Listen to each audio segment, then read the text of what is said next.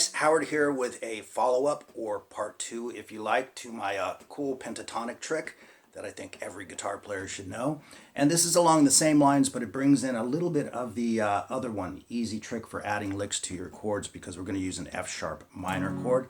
So if you haven't checked out those first two videos, I think that would be a great idea, because it's a good setup for this one, right? So it's along the same lines, but we're using some different chords. We're using an A, an E major, an F sharp minor, and a D. A similar chord progression that you'll find in many tunes, okay? So we're doing the same idea. Let me just play the example for you first, and then we'll play it nice and slow, slow everything down, and explain it bit by bit.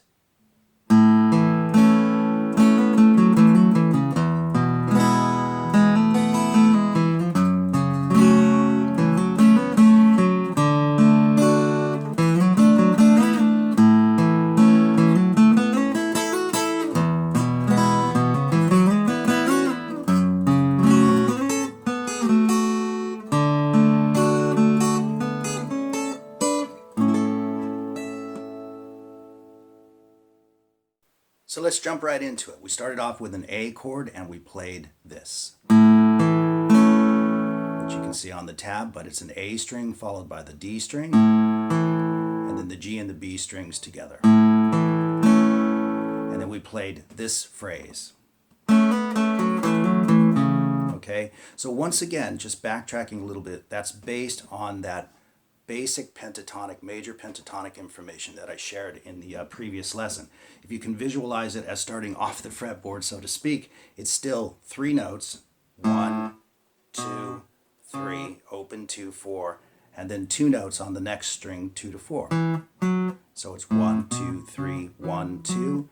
Continuing on to the G string, it would be 2, 4, and 6, and that would be your 3 notes, 1, 2, 3, and then 5 to 7 on the B string, 1, 2. So it's the same pattern that I spoke about in that previous lesson. 1, 2, 3, 1, 2, 1, 2, 3, 1, 2, and if you like, 1, 2, 3. And that will accompany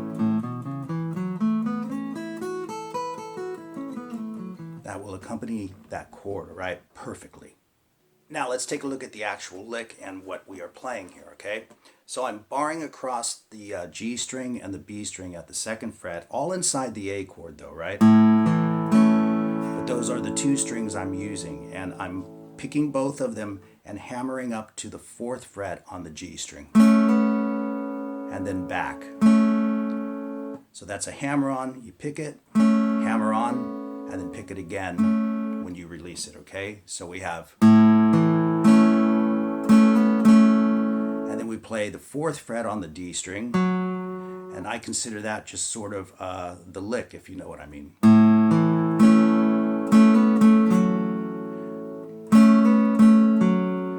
Then we want to do the exact same thing from the D and the G string, so we're going to be hammering on to the 4th fret on the D string now. Exact same lick. And then of course we'd be fretting the 4th fret on the A string. So it's pretty simple actually, but the important thing is that it's all right inside that A chord.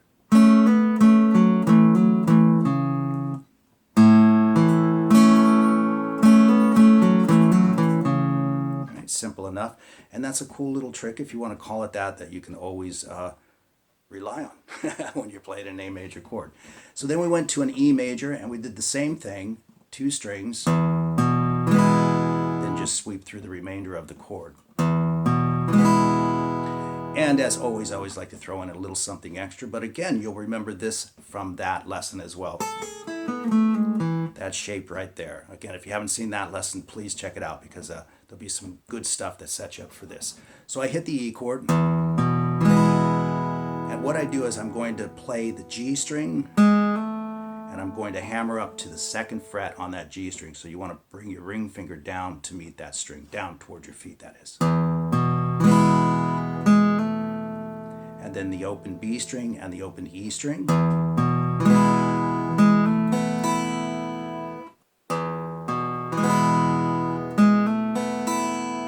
And I think as far as picking that down, down, up is best. I think that'll get you in the ballpark, okay? All right, so once we do that, we want to do the pull off. We want to go back to.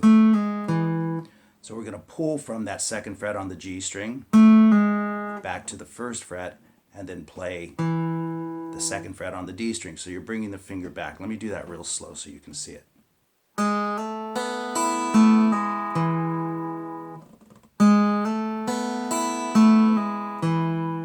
So we have.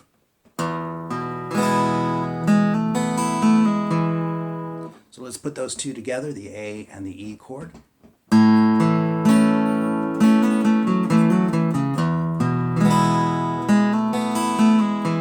Quite lovely. And then we go to an F sharp minor.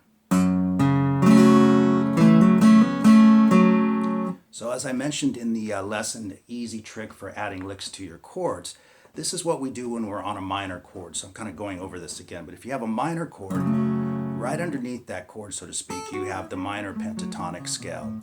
In this case, 5-2, 5-2, 4-2, 4-2, 4-2, 5-2. So if you can hold the chord down, you can move your pinky around and play the scale at the same time. And so that's where this little phrase or lick comes from. And again, I'm employing 2 strings at a time to help bring out the chord as well. So it's a similar phrase, right? On that one, I'm playing the D string and the G string together. Once again, hammering to the 4th fret on the D string. Then move down to the G and the B string, so we're hammering on the G string now. And then back to the 4th fret on the D string. I know you can see that on the tab, but let me do it nice and slow.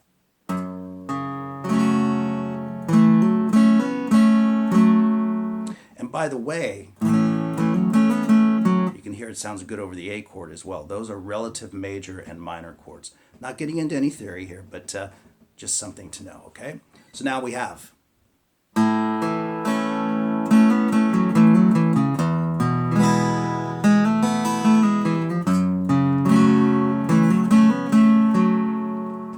And then we move to a D chord. And you might recognize this from the previous lesson as well, but again, we're doing it over a D chord this time, right? So it's the same idea though, right? You start with the root note of the chord, in this case D, and you'll have 3 notes. And you notice these are all utilizing the same frets. Open 2, 4, then 2 notes, 3 notes, 2 notes, right?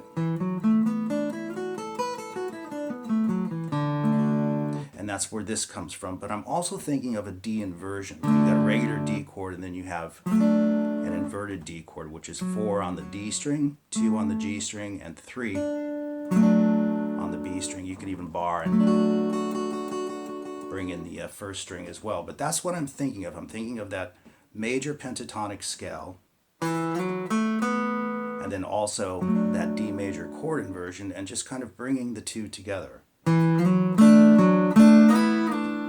And once again, these are tried and true passages, so to speak, or tricks, or whatever you want to call them, that you can always use in your playing, and you can mix them up and do all kinds of things with it. That's the whole idea, is to make it your own, right? So again, on the D chord, we have. Okay, so let's put those 4 chords together, the A, the E, the F sharp, and the D.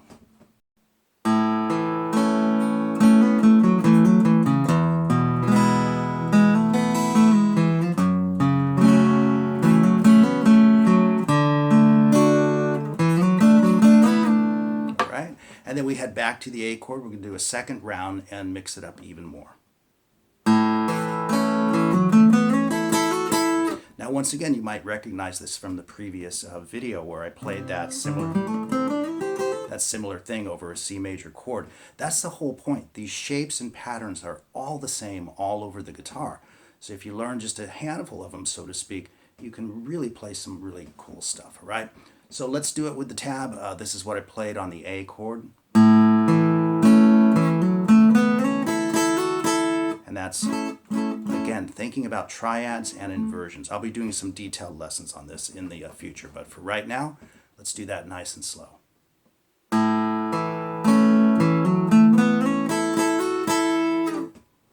And then we move to the E chord once again, and we play a similar pattern. Okay, so it's the same idea. You're just moving that pentatonic scale up and down the fretboard or back and forth across the strings, so to speak, from the top toward your head to your feet. It's really cool just to learn these simple shapes and patterns, and you can incorporate them pretty quickly. So once again, we have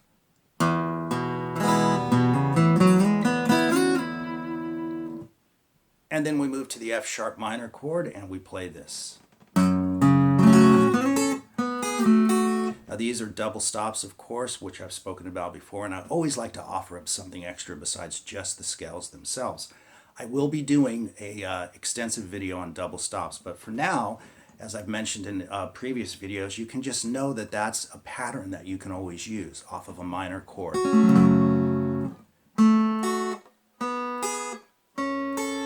So that's the G and the E string at the 2nd fret, 4th fret, and then 6th fret and 5th fret. G at the 6th, E at the 5th. And you can see it comes right off of the chord. It's right there inside the chord. So if you know that and you memorize that simple little pattern, you can run it off of minor chords in either direction, which is what I did here. All right, so nice and slow. You can use whatever fingers suit you best for that. And then finally we go to the D chord again. So once again, running double stops, and as you can see, these are the exact same double stops. You might not be able to see that inside the D chord, but they are. And I'll explain in a later lesson why that works out, okay, when we do the double stop lesson.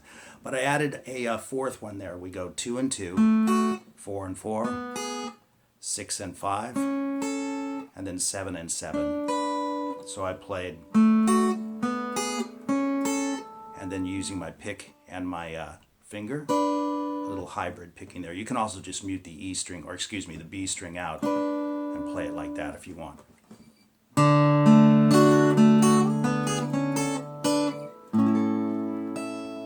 And we ended it with an A chord. And again, it's all about inversions and triads, right? It all blends together into one big musical picture that's pretty easy to wrap your head around, right?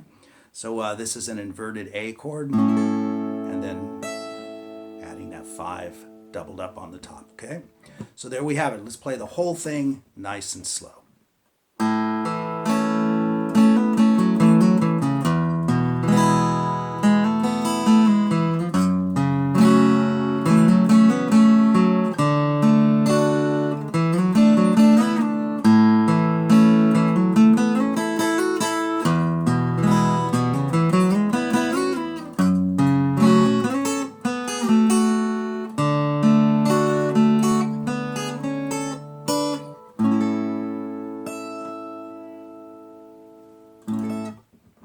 So there you go with kind of part 2, if you like to cool pentatonic tricks that you can add to your playing, okay?